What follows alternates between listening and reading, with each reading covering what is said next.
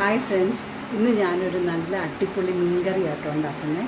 അപ്പോൾ മീൻകറിക്ക് വേണ്ട ആവശ്യമുള്ള സാധനങ്ങൾ ഞാൻ പരിചയപ്പെടുത്തി തരാം. നിങ്ങളിങ്ങനെ ഒന്ന് ഉണ്ടാക്കി നോക്കുക. അടിപൊളിയാണ് കേട്ടോ മീൻകറി. ഒരു കോട്ടയം മീൻകറി എന്ന് പറയാം, തേങ്ങാപ്പാലൊക്കെ ഒഴിച്ചുള്ള മീൻകറി കേട്ടോ. അപ്പം ഞാൻ ഇൻഗ്രീഡിയൻസ് പരിചയപ്പെടുത്തി തരാം. ഇതിനകത്ത് കുറച്ച് ഒരു 1.5 ഇഞ്ച് വലിപ്പത്തിലുള്ള ഇഞ്ചി എടുത്തിട്ടുണ്ട്.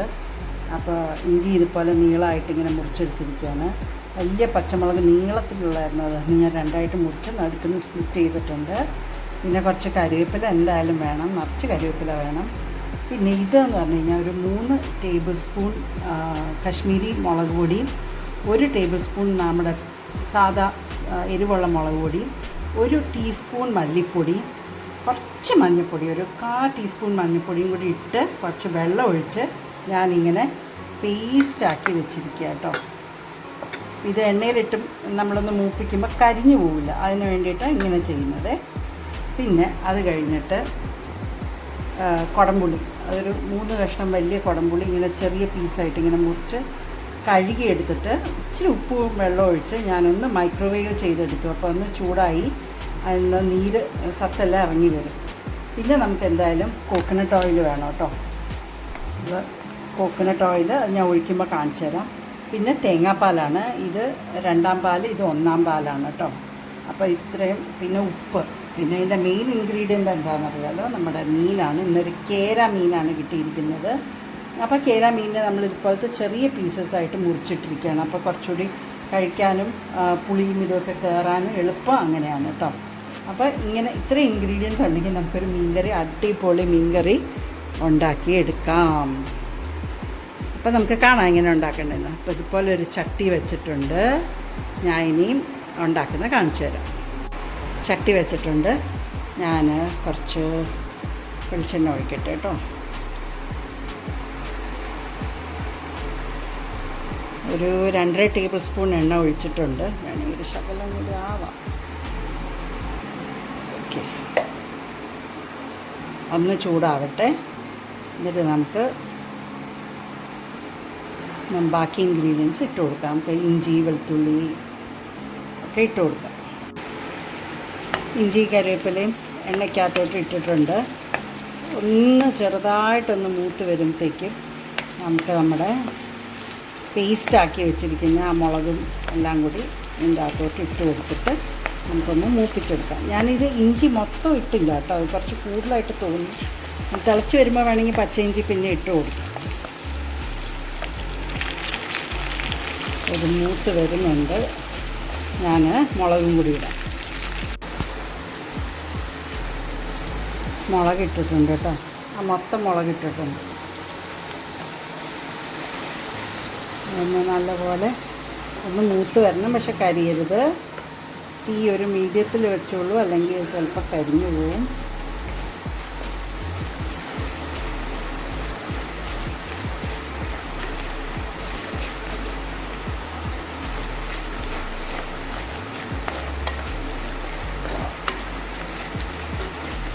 ഒന്ന് മൂക്കട്ടെ.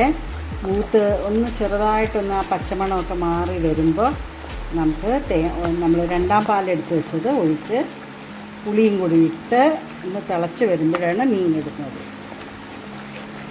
എളുപ്പമാണ്, അതേ സമയമൊന്നും വേണ്ട. ഞാനിപ്പുറത്തെ ലൈറ്റ് ഇടാൻ മറന്നുപോയി, ഇപ്പോഴാണ് ലൈറ്റ് ഇട്ട് കേട്ടോ.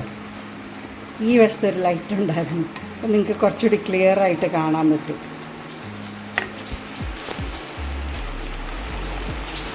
കുറച്ച് കരിവേപ്പിലൊക്കെ ഇട്ട് കൊടുക്കാം.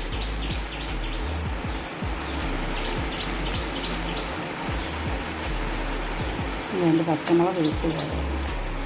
കുറച്ചുകൂടി ഇഞ്ചി ഇട്ട് കൊടുത്തേക്കാം.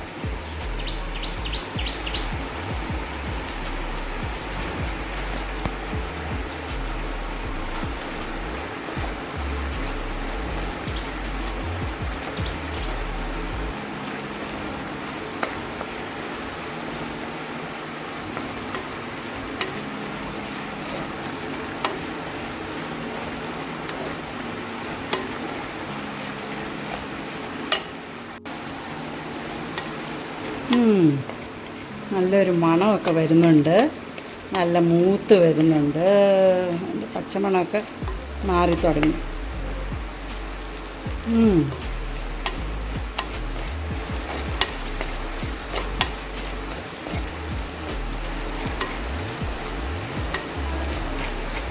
ഇത് നമ്മൾ വെള്ളം ഒഴിച്ച് പേസ്റ്റ് ആക്കുന്ന കാരണേ നമുക്ക് പെട്ടെന്ന് കരിഞ്ഞു പോവില്ല.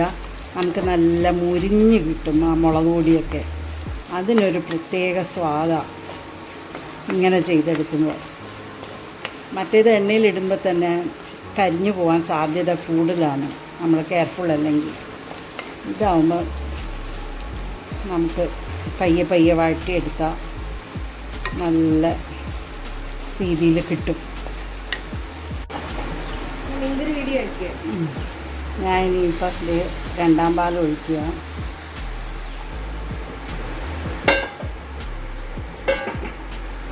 അത് കൂടാണ്ട് ഈ പുളി വെച്ചിരിക്കുന്നതെങ്കിൽ ഒഴിക്കുക.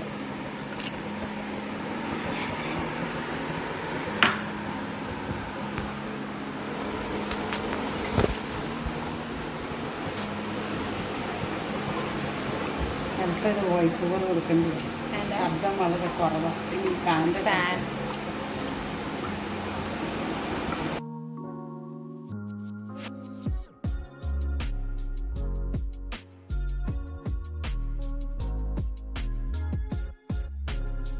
ഇത് നല്ല തിളച്ച് വന്നപ്പോൾ മീനും കൂടി ഇട്ട് കൊടുത്തിട്ടുണ്ട്. ഇനി ഇതും കൂടി തിളച്ച് ഒന്ന് വറ്റി വരുമ്പോഴേ ഞാൻ ഈ ഒന്നാം പാൽ ഒഴിച്ച് കൊടുക്കുള്ളൂ. പോരെ, കട്ട് ചെയ്യും. നല്ല തിളച്ചൊന്ന് വറ്റി വന്നപ്പോൾ ഞാൻ ഈ ഒന്നാം പാലും കൂടി ഒഴിച്ചു കേട്ടോ.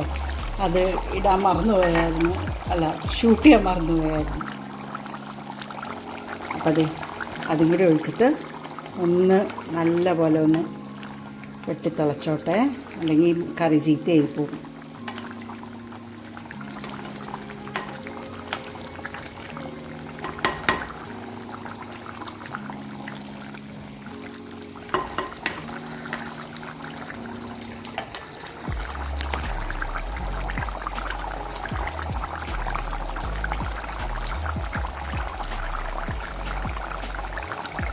നല്ല ടേസ്റ്റുണ്ട്.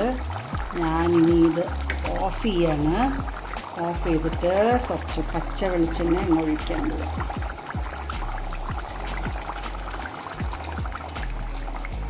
പച്ച വെളിച്ചെണ്ണ ഒഴിച്ചു, കറിവേപ്പിലയും കൂടി ഇട്ടു, അടച്ചു വെച്ചു. ഇങ്ങനെ കുറച്ച് നേരം ഇരിക്കട്ടെ. അത് കഴിഞ്ഞിട്ട് നമ്മുടെ കറി റെഡിയാവും. ഇത് ഇന്ന് കഴിക്കാൻ നല്ല ടേസ്റ്റ്. ശരിക്കും നാളെ എടുക്കുമ്പോഴാണ് ഇതിന് കൂടുതൽ ടേസ്റ്റ് കേട്ടോ. ഓക്കെ, ഞാൻ വിളമ്പിയിട്ട് കാണിച്ചു തരാം. ഓഫ് ചെയ്തിട്ട് എത്ര നേരമായി, ഇപ്പോഴും തിളച്ചുകൊണ്ടിരിക്കുന്നതുണ്ടോ? നല്ല രസമല്ലേ? അടിപൊളി മീൻകറി കേട്ടോ. എല്ലാവരും ഇങ്ങനെ ഒന്ന് ഉണ്ടാക്കി നോക്കൂ, ഭയങ്കര ടേസ്റ്റാണ്. പറഞ്ഞോളൂ അരിക്കുട്ടി.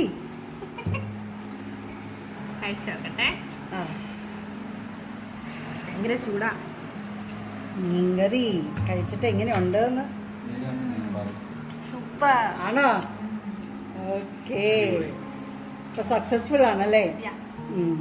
ഇത് നാളത്തേക്ക് കുറച്ചുകൂടി സ്വാദായിരിക്കും അല്ലേ? നാളത്തേക്ക് നല്ല സ്വാദം. ഓക്കെ.